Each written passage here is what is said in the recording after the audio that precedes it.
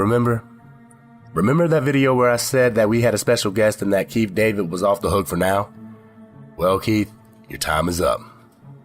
You got some explaining to do when it comes to this shit, brother. We forgave you for Delta Farce in 2007, but this shit? Well, Splatter Talk cinema goers, how did I start the first Tales from the Hood review? Oh, yeah. Welcome to hell, motherfucker!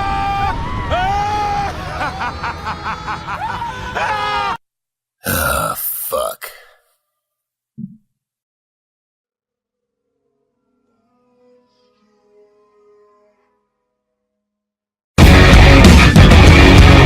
Monster, how surviving? Creatures lonely here, looking through the window.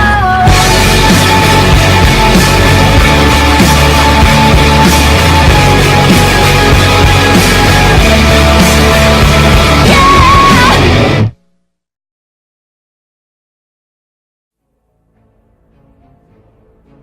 With a lot of great movies of our past which were left standalone movies, you have those Hollywood execs years later making sequels to those movies.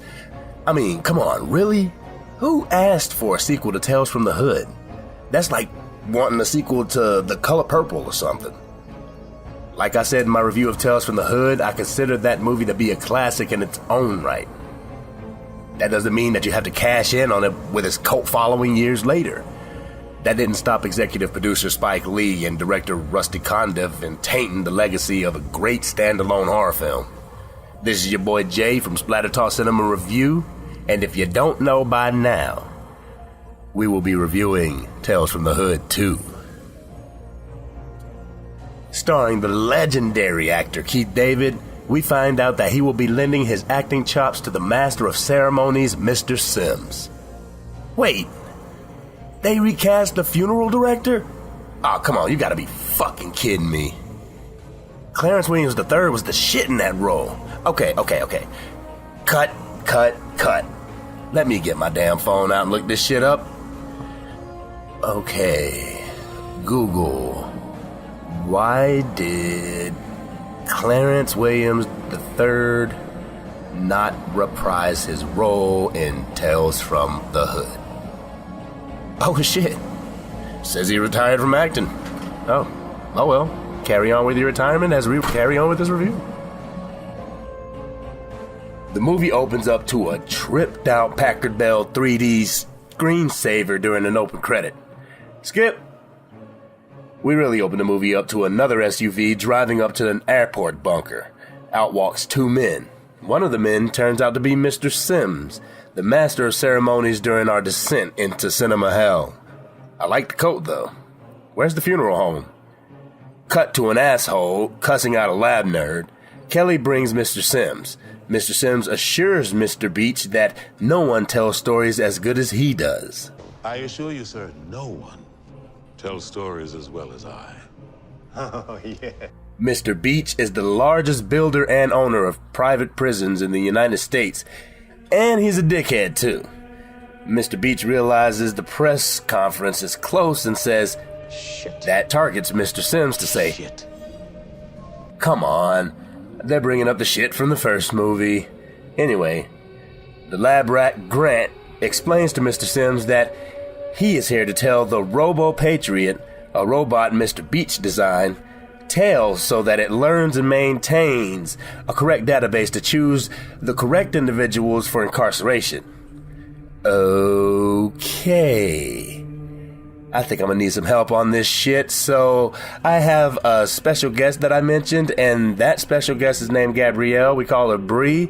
So without further ado, this is her introduction into Splatter Talk Cinema, and I give you... I call it Good Golly. After a lackluster animated GIF intro circa a GeoCities website from 1996 and a laughable wraparound plot premise, the story Good Golly introduces us to Zoe and Audrey, two young women on a road trip to a museum that focuses on historical artifacts and racist memorabilia prevalent during slavery and the Jim Crow era. The name of the museum is one that you have to see for yourself. I won't spoil it for you. Audrey, an energetic blonde, is eager to visit the museum so that she can find a Golly doll to add to her collection. A Golly, or Gollywog, is a rag doll made in a racist caricature and stereotype of African Americans. In reality, this doll was found in the late 19th and early 20th century in children's books and also used as a mascot for different products in the UK and Australia. Not so different, it seems, from the racist Mammy and Uncle Ben images on products sold in the US in recent history. Zoe, her African-American friend, is not failing the museum, and the multiple warnings and references to hell painted on its walls. As usual, Audrey's character goes towards the danger instead. The museum is filled with images that would crush one's soul with its reflection of sheer inhumanity and hate. The pair are soon approached by the museum's curator, who tries to teach them about the symbolism of each artifact.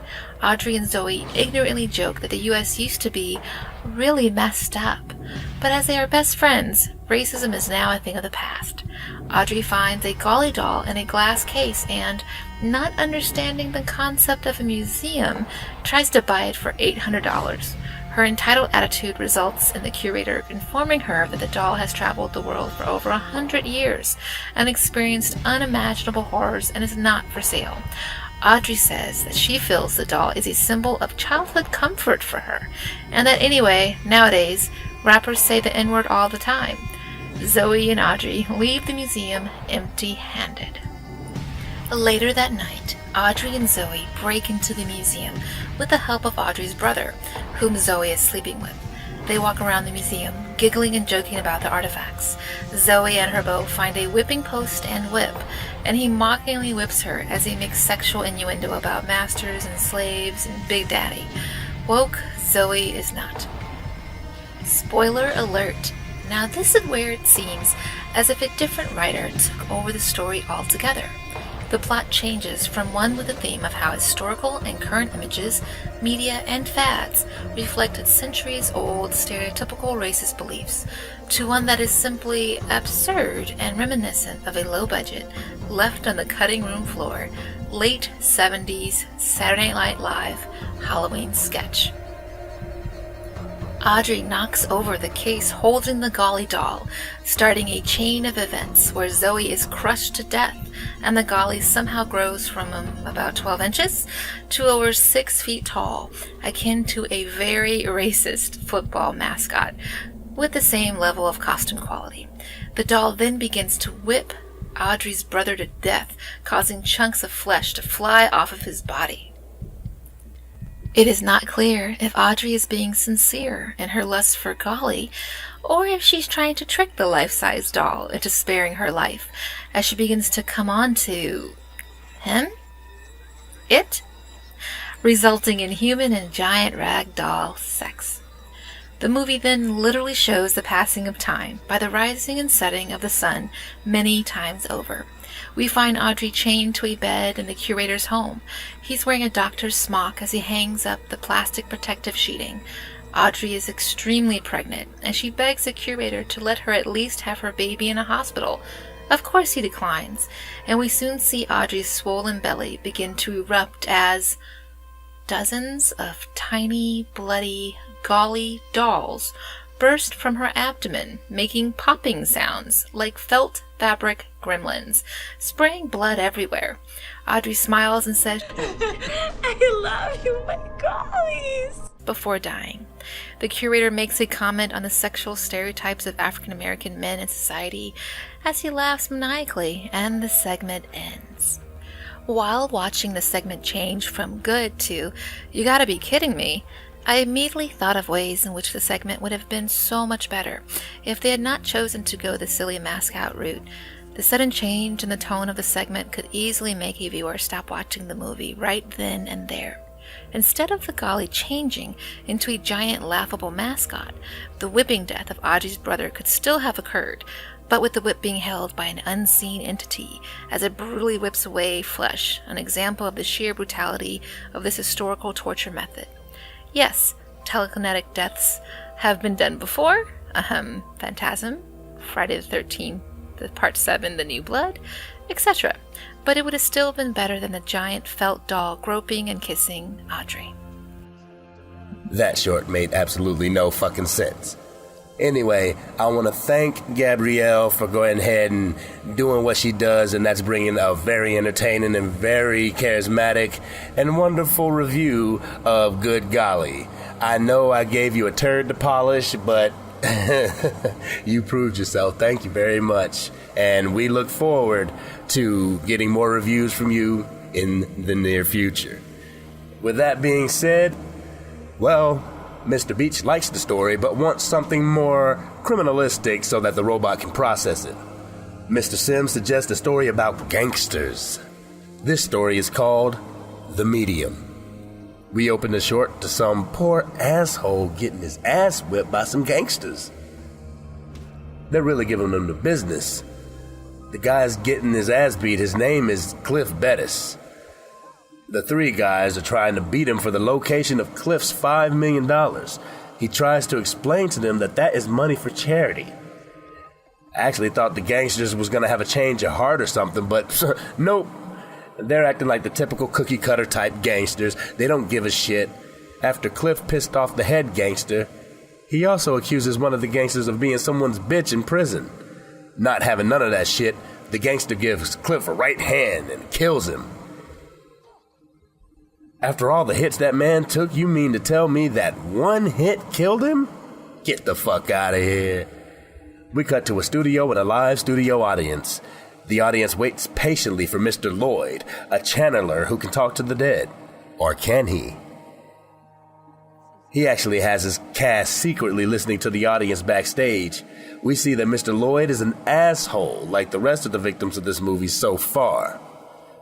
Mr. Lloyd comes on the stage ready to give the audience his line of bullshit. He calls on a little old woman who got a conversation recorded while waiting on him. He pretends to be her dead husband. Meanwhile, one of the gangsters at home is watching the program on television and has an epiphany. An epiphany, I should say. What kind of gangsters watch this shit at night? Anyway, we cut to Mr. Lloyd's house. The doorbell rings to reveal a beautiful woman who claims to be his biggest fan. Come the fuck on. Now, how many beautiful women actually follow channelers? I mean, really. But in all actuality, it's Cliff's widow being forced by the gangsters to trick Mr. Lloyd, and it works. One thing I can't stand in this short is the main gangster. Like, he's such a dickhead. He's an over-the-top dickhead. Mr. Lloyd tries to tell them that he can't talk to dead people, but one of the gangsters watch the show all the time. After they threaten to kill him, he goes in the bathroom to beat some sense into himself before he gets killed. Mr. Lloyd comes back out to the gangsters sitting at a round table with candles burning. He tells them to get ready. He counts down from 12 and, oh shit, it actually works. The spirit from the gangsters' past come back to talk to them. Finally, Cliff emerges. I can't believe you motherfuckers had the nerve to bring me back. Gangster overdubs don't sound right when it comes from like a 55-year-old white man. I'm just saying. One of the gangsters get his head spun right round. Cliff breaks a vase and makes the next gangster eat the shit, spitting up guts and shit. I can't believe that everybody's just sitting there watching this shit. The head gangster tries to use a cross. It doesn't work. Cliff says a really true line.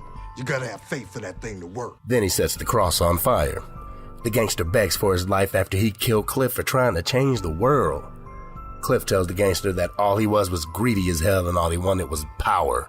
So Cliff supernaturally makes the power cords from the ceiling fan come down, attach itself to the gangster's neck, and fries his ass like a deep-fried Twinkie. No blood or anything. The shit ends in front of a live studio audience with his new hottie. Mr. Lloyd walks out and greets the audience. Now, Which one of you motherfuckers want to go first? The story ends and is uploaded into the Robo Patriot. We find out that Mr. Beach is a dumbass, womanizing asshole. This is when you start to hope that this ass clown gets it in the worst way. Mr. Sims asks if they want to hear another story about sex, drugs, and bros before hoes. With that being said, I'ma hand this review over to Sin. During the rock, paper, scissors fight, he lost, so he has to review this meaningless ripoff of Bordello of Blood. Ha! Sin, get 'em! This is the tale of two guys, Frick and Frack, who are on their way to meet a couple of sexy women that they just met on Tinder. The guys bullshit and say that they're an agent and a casting director for Marvel Studios and promise the ladies both parts in their next movie. Daughters of the Dragon, maybe? Out here looking like Peach Fuzz preteens driving one of the tiniest vehicles I've ever seen. It's like one of those 25-cent car rides outside of the supermarket. They show up to Uncle Phil's house to meet the ladies. Assholes walking all in the grass.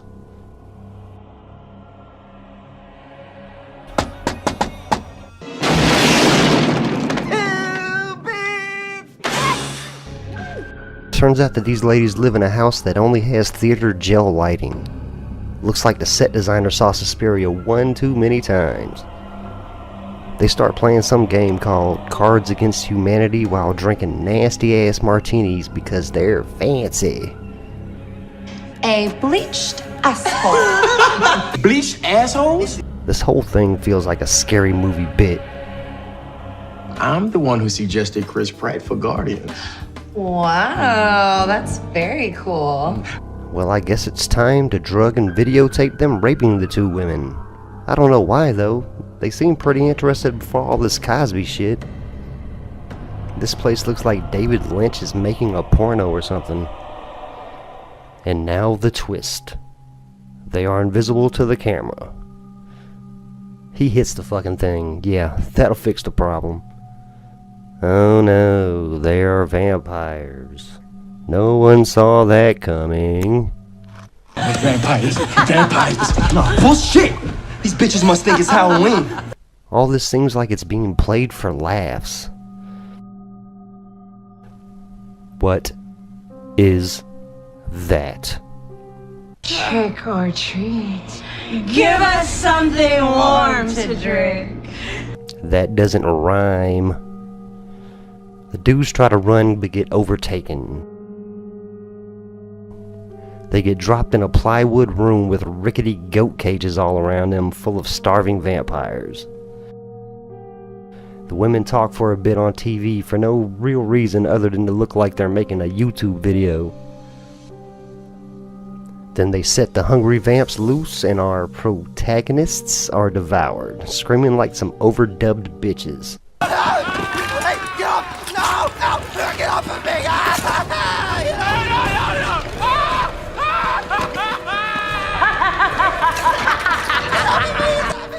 Yeah, I'm laughing too.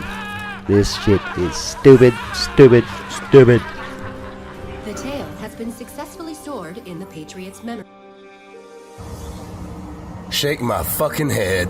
Well, thanks, Sin, for covering the Bill Cosby documentary. Too soon? Yeah, that was too soon.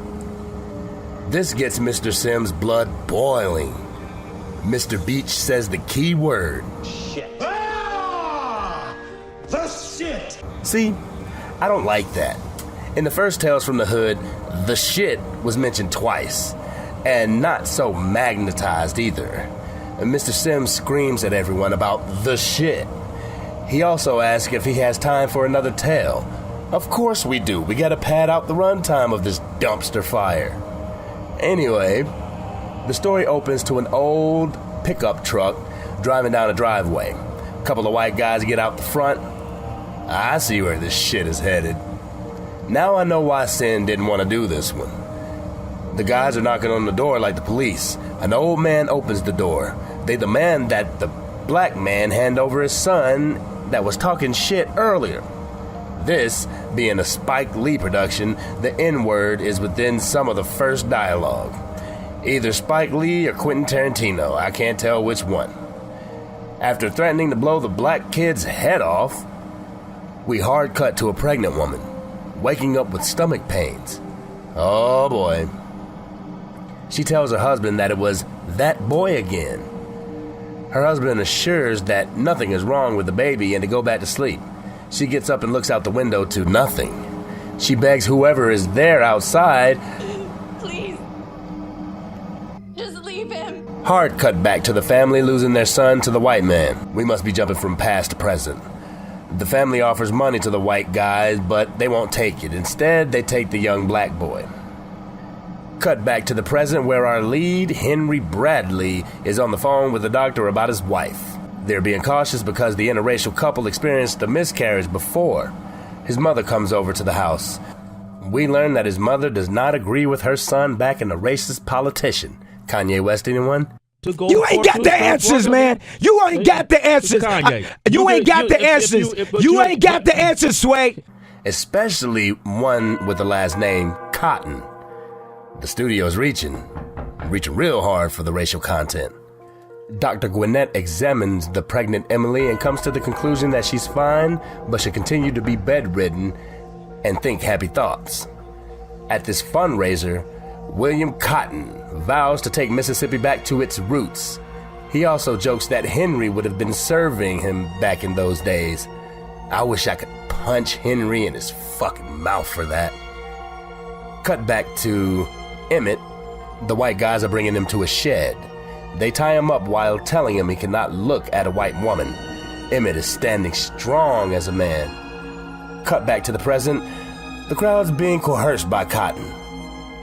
Cut back to the past. Emmett tells the white man that he would die like a man before I live like a nigger. You fucking go, boy. This is where the beating starts. It's a shame our history has this in it. As contributions are being collected, Emily comes downstairs to announce that Emmett has decided to live, meaning that her child will die. Wait, what? She grabs the knife and goes outside to Emmett. Wait, he's in the present now? Oh, I get it. If Emmett decides to give in and not die in the past, they will lose their baby in the present. Mom brings an old black man over who can see Emmett. Whoa. In bed, Henry's mom brings Emily tea. The old black man comes upstairs and says Emmett wants to talk to Henry. The old man is saying that Emmett thinks that Henry is not worth dying for in the past. Henry refuses to talk to Emmett and instead calls the doctor. Henry addresses the doctor as he did before, but the doctor quickly corrects him with an attitude. The doctor goes upstairs. Henry tells the doctor that losing the baby would destroy them both. The doctor asks if this was Henry's baby and bugs the fuck out because Henry says yes. Cut to the doctor going downstairs. Emily pops in to tell the doctor that Henry has kidnapped her. What the fuck is going on? Is time reverting back to when slavery was right because Emmett is reconsidering sacrificing his life in the past? Wow. They tell Henry he has to talk to Emmett. After being touched by the old man, Henry can see Emmett now. He tells Henry that he went through hell in order for African Americans to have the rights that they have today, but is having second thoughts because Henry's Uncle Tomness. A little girl tells Henry that a lot of people think that Emmett Till's sacrifice was the start of the civil rights movement. The little girl announced herself as Carol Denise McNair and invited the other victims of the 16th Street Baptist Church bombing. Then we get a visit from James Chaney, Andrew Goodman, and Mike Schwerner, as well as Medgar Evers, and even Dr. Martin Luther King. It is explained that without Emmett's sacrifice, Henry wouldn't have a choice today. All of a sudden, black SUVs marked Klan Patrol drive up. Out comes William Cotton and Emily, yelling that Henry raped her. Cotton and his goons hit Henry's mother and tried to take him. He breaks free, runs over to Emmett and promises that he will not vote for the closing of the polls and that he'll leave the party. Emmett informed him that that's not good enough, that he too would have to sacrifice. The choice shouldn't be too hard. You either die for your family or you live like a coward. Henry finally agrees to sacrifice. The sacrifice sees Henry beaten to death mercilessly by the clan patrol. Now, because of Henry's sacrifice, Emmett continues his path in the past. Time rewinds, and we now see Henry's spirit rising up from his body. The old man sees him. Emmett is impressed. Henry goes to feel his child's heartbeat. With everyone proud of Henry, Henry walks away with the "what the fuck" look on his face. Cut back to Mr. Sims, Mr. Beach, and company. Beach is getting ready for his press conference to unveil the new Robo-Patriot. This thing is supposed to predict who will commit crimes against regular people. We find out that Mr. Beach first name is Dumas. Come on, guys. You made it that obvious. After being switched on, the Robo-Patriot starts to sense out potential threats and illegal immigrants. Then, the Robo-Patriot identifies Mr. Beach as a threat. I wonder why. The Robo-Patriot shoots Mr. Beach's little accomplices. Those lasers cause zero bloodshed. Getting sci-fi laser shot at him, Dumas Beach flees the scene to get a ride from Mr. Sims. Or did he? Mr. Dumas Beach, welcome to hell, motherfucker! Wow, I don't know, man. First of all, I want to thank Gabrielle, for her excellent perspective on Good Golly and welcome her to the team. This was a whopper of a film to join the team on, but you did a great job and I really appreciate it. Thank you, and we all look forward to reviews from you in the future. Tales from the Hood 2 was trash. It was bad. I mean, the only redeeming quality of the movie was in its last short, The Sacrifice. The Sacrifice short was very powerful and very moving. Why do I feel like it's kind of like the movie Get Out? I've never seen the movie Get Out, and I will be watching it to do a review on it, so if anybody has some insight, if this short was like Get Out, let me know. Anyhow, the plot was really elementary. The special effects were something out of a sci-fi movie. The effects felt like they were done by a middle school film student. Like I said before, I don't think anyone asked for the sequel. I wonder what was going through the production and the director's mind when they were thinking about it. Hey, you know what would be a great movie? Tales from the Hood 2. Get the fuck out of here. The standouts in this film was the performance of Keith David as Mr. Sims and the entire cast of The Sacrifice short. Being a black man myself, it really drives into the psyche. It really asks the questions, could I have made that same sacrifice? Do I take those sacrifices for granted? I mean, it really grabs a hold of your heart. The worst one for me was Good Golly. That shit is fucking ridiculous. I cannot believe they would have even greenlit that short. I think they tried to push the slavery tone too much in the short. On top of that, they had the run-of-the-mill, cookie-cutter blonde dummy as the lead. You just knew she was gonna die, and I was glad that she did. The whole Robo-Patriot shit was stupid, but genius. What if you had a robot that could hear stories and react accordingly? It can learn from secondhand experiences. I wonder if this thing was made by the Caslin Corporation. Anyway, I would consider not watching this, or if you do, just watch The Sacrifice short, because I feel it has real meaning behind it. Don't watch it to get a legitimate sequel to the first great piece of work. Don't watch for an Oscar performance, except from Keith David. He did a really good job. But anyway, that is the review for Tales from the Hood 2. I hope you liked it. If you did like it and you're new to the channel, go ahead, press that subscribe button and the bell so you don't miss anything from Splatter Talk Cinema. Give us a like, and we really appreciate your comments on the video. Give us a comment and let us know what video you want to see done next, and if you agree with our take on Tales from the Hood 2. I want to give a special shout out to Gabby again. Can't wait to get some more from you. This is Jay from Splatter Talk Cinema Review. It's a wrap.